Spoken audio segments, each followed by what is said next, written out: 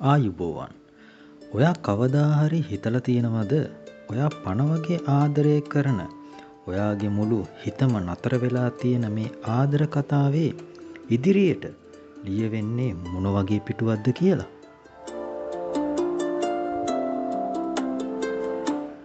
එතන තියෙන්නේ සතුටු කඳුලක්ද නැත්නම් දුක කඳුළුද?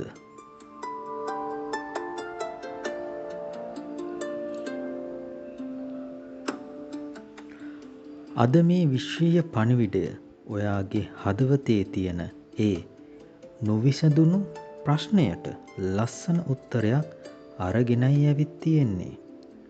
හිත සංසුන් කරගෙන මේ පණිවිඩයට ඔයාගේ හදවතින්ම ඉඩ දෙන්න.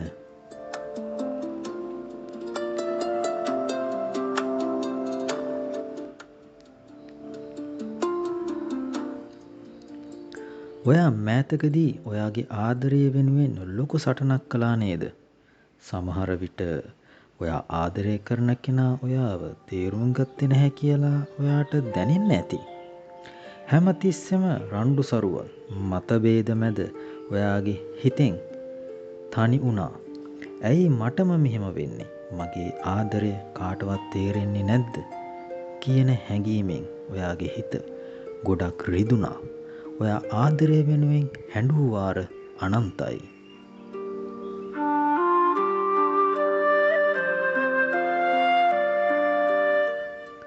නමුත් ඔයාගේ ඒ කඳුළු විශ්වයට පෙනෙනවා. ඒ අඳුරු කාලය දැන් අවසන් වෙමින් පවතිනවා. ඔයාගේ හදවත සුවපත් වෙන කාලය දැන් උදා වෙලා තියෙනවා. ඔයා කොතරම් දුක් විඳත් ඒ හැම කඳුලක්ම ඔයාගේ ඇතුළතින් ශක්තිමත් කළා.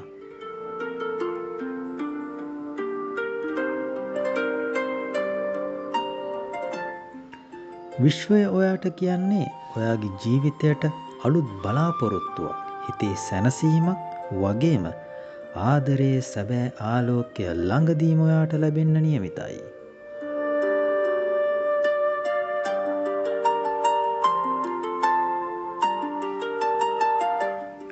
හැබැයි මෙතනදී ඔයාට පොඩි මතක් කිරීමක් කරන්න නම් ඕනි.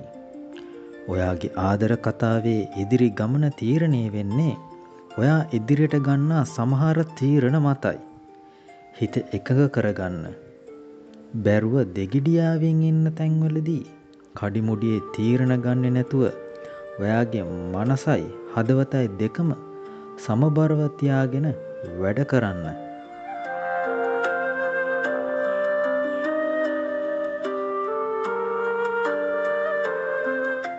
ඉතින් ඔයාගේ ආදර කතාවේ ඉදිරියට තියෙන්නේ සතුටු කඳුළුද දුක් කඳුළුද?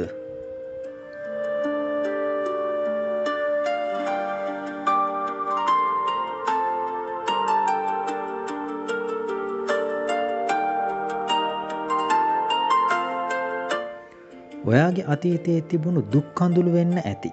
හැබැයි ඒ හැම දෙයකින්ම පාඩමක් ඉගෙනගෙන ඔයා ශක්තිමත් වෙද්දී විශ්වය ඔයාට තෑගි කරන්නේ සැනසීමේ සහ ආදරයේ සතුට කඳුළු පමණයි.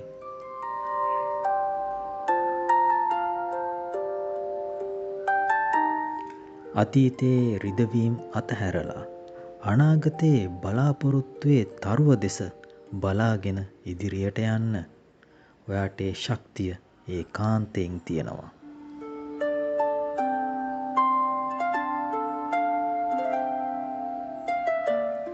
මේ පණිවිඩය ඔයාගේ හදවතට දැනුණා නම් පහලින් කමෙන්ට් එකක් දාගෙන යන්න. තව කෙනෙක්ට මේක දකින්න ෂෙයා කරන්නත් අමතක කරන්න එපා. සුබ දවසක්.